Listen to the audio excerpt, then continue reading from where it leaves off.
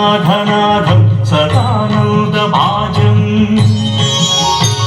भवद्भव्यभूतेश्वरं भूतनाथं शिवं शङ्करं शम्भुमीशानवीरे गणेरुण्डमालं तनौ सर्पजालं महाकालकालं गणेशाधिपारम् जटाजूटगङ्गोत्तरङ्गैर्विशिष्यं शिवं शङ्करं शम्भुमीशानवीरे मुदामाकरं मण्डनं मण्डयन्तं महामण्डलं भस्मभूषाधरन्तम् अनादिं ह्यपारं महामोहमारं शिवं शङ्करं शम्भुमीशानवीरे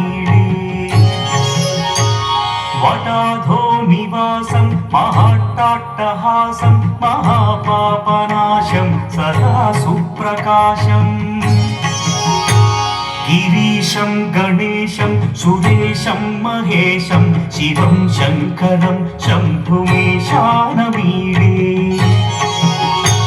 गिरीन्द्रात्मजा सङ्गृहीतार्थदेहं गिरौ संस्थितं सर्वदा पन्नगेहम् परब्रह्म ब्रह्मादिभिर्वन्द्यमानं शिवं शङ्करं शम्भुमीशानवीरे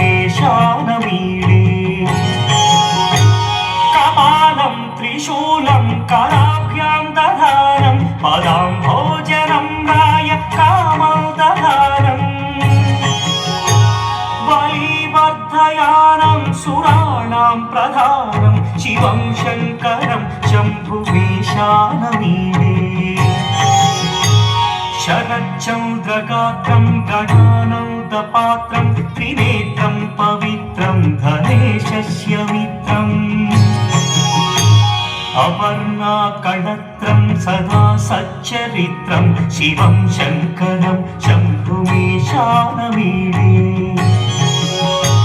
हरं सर्पहारं चिताभूविहारं भवं वेदसारं सदा निर्विकारम् श्मशाने वसन्तं मनोजं दहन्तं शिवं शङ्करं शम्भुमीशानवीरे स्वयं यः प्रभाते नखशूलपाणे पठे स्तोत्ररत्नं गृह प्राप्य रत्नम् सुपुत्रं सुधान्यं सुमित्रं कळत्रं विचित्रैः समाराध्य मोक्षं प्रयाति।